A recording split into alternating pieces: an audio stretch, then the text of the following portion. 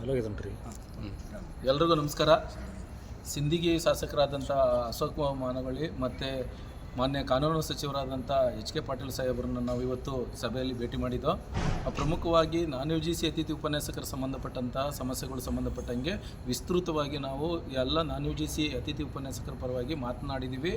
ಆ ವಿಷಯ ಈಗಾಗಲೇ ಸರ್ಕಾರ ಮತ್ತು ಮಾನ್ಯ ಸಚಿವರಿಗೆ ಗೊತ್ತಿರೋದರಿಂದ ಬೆಳಗಾಂ ಅಧಿವೇಶನದಲ್ಲಿ ಆಗಬೇಕಾಗಿರ್ತಕ್ಕಂಥ ಚರ್ಚೆ ಸಂಬಂಧಪಟ್ಟಂತೆ ಅಥವಾ ಕ್ಯಾಬಿನೆಟಲ್ಲಿ ಸಂಬಂಧಪಟ್ಟಂಥ ವಿಷಯಗಳು ಹಂಗೆ ಬಾಕಿ ಇರೋದರಿಂದ ಈ ನಂತರ ಬರ್ತಕ್ಕಂಥ ಕ್ಯಾಬಿನೆಟಲ್ಲಿ ನಿಮ್ಮ ವಿಷಯಗಳನ್ನ ಪ್ರಮುಖವಾಗಿ ನಾವು ಚರ್ಚೆ ಮಾಡ್ತಾ ಇದ್ದೀವಿ ಅಂತಕ್ಕಂಥ ಮಾತನ್ನು ಮಾಡಲಾಗಿದೆ.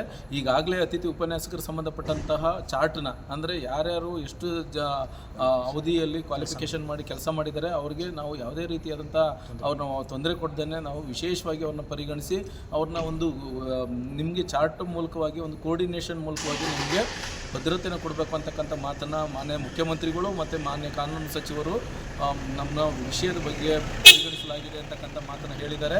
ಆ ಕಾರಣಕ್ಕಾಗಿ ನಾವೆಲ್ಲರೂ ಕೂಡ ನಮ್ಮ ತಂಡ ಅಂದರೆ ನಾನ್-UGC ಪರವಾಗಿ ಬಂದಿರತಕ್ಕಂಥ ಪ್ರಮುಖವಾಗಿ ರಾಜ್ಯದ ಪ್ರಮುಖವಾಗಿ ಸ್ಥಾನ ವಹಿಸಿರ್ತಕ್ಕಂಥ ನಾವು ಬದಲಿ ಮತ್ತು ರಾಜೇಂದ್ರ ಮತ್ತು ಪರಮಾನಂದ ಬದಲಿ ಮತ್ತು ಭೀಮಣ್ಣ ಇವರೆಲ್ಲರೂ ಕೂಡ ನಾವು ಸೇರಿ ಭೇಟಿ ಮಾಡಿದ್ದೀವಿ, ಕೂಲಂಕುಷವಾಗಿ ಮಾತಾಡಿದ್ದೀವಿ. ದಯಮಾಡಿ ಎಲ್ಲ ಅತಿಥಿ ಉಪನ್ಯಾಸಕರು ಈ ವಿಷಯನ ನೀವು ಗಂಭೀರವಾಗಿ ನಾವು ಚರ್ಚೆ ಮಾಡಿದ್ದೀವಿ.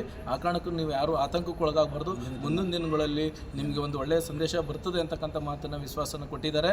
ಆ ಕಾರಣಕ್ಕಾಗಿ ಒಂದು ವೇಳೆ ಅದು ಬರಲಿಲ್ಲ ಅಂದರೆ ನಿರಂತರವಾದಂಥ ಒಂದು ಉಗ್ರವಾದಂಥ ಹೋರಾಟಕ್ಕೆ ನಾವೆಲ್ಲರೂ ಸಜ್ಜಾಗೋಣ ಅಂತಕ್ಕಂಥ ಮಾತನ್ನು ನಾವು ಅವ್ರಿಗೆ ಹೇಳಿದ್ದೀವಿ. ಆ ಕಾರಣಕ್ಕಾಗಿ ಮುಂದಿನ ಕ್ಯಾಬಿನೆಟಲ್ಲಿ ನಮ್ಮ ಪರವಾಗಿ ಕೆಲಸ ಆಗಲಿ ಅಂತಕ್ಕಂಥ ಮನವಿಯನ್ನು ಮಾತಾಡ್ತಾ ನಿಮ್ಗೆಲ್ರಿಗೂ ಒಳ್ಳೆಯದಾಗಲಿ, ನಮಗೆಲ್ರಿಗೂ ಒಳ್ಳೆಯದಾಗಲಿ ಅಂತಕ್ಕಂಥ ಮಾತನ್ನು ಹೇಳಿ ನಾನು ಈ ಬಂದು ಮುಖ್ಯವಾಗಿ ಭೇಟಿಯಾದಂಥ ವಿಷಯನ ನಿಮ್ಮ ಮುಂದೆ ಪ್ರಸ್ತಾಪಪಡಿಸ್ತಾ ಇದ್ದೀನಿ.